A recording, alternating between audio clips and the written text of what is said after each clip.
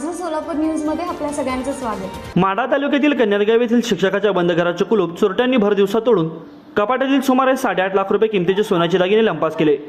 गुरुवारी दुपारी 1 ते 2:20 पर्यंत ही घटना घडली। टेंभुर्णी पोलीस ठाण्यामध्ये अनिता विजय माने यांनी चोरट्यांविरुद्ध फिर्याद दाखल केली आहे। पोलिसांकडून समजलेली अधिक माहिती अशी की फिर्यादीला एक मुलगा एक मुलगी असून ते दोघेही शिक्षणासाठी बाहेरगावी राहतात। फिर्यादीचे पती विजय माने हे बबनराव शिंदे विद्यालयामध्ये सहशिक्षक म्हणून नोकरीस आहेत। महावीर जयंतीनिमित्त शाळेला सुट्टी असल्याने विजय माने हे सकाळी 10:30 वाजता शेतात काम करण्यासाठी गेले। दुपारी 1 वाजता फिर्यादीने घराचा दरवाजा बंद करून कुलूप पती विजयसोबत काम करण्यासाठी गेला होता। फिर्यादी घराकडे आल्या तेव्हा घराच्या दरवाजाने चोरट्यांनी तोडलेले कुलूप खाली पडले होते। त्यांनी घरात जाऊन पाहिले असता घरातील साहित्य अस्ताव्यस्त पडले होते। बेडरूममधील पाहिले असता सोन्याचे दागिने ठेवलेले कपाट उघडे होते। बेडरूममधील बेड उचकटलेला होता। तसेच कपाटात पर्समध्ये सोन्याचे दागिने होते ते तिथे नव्हते।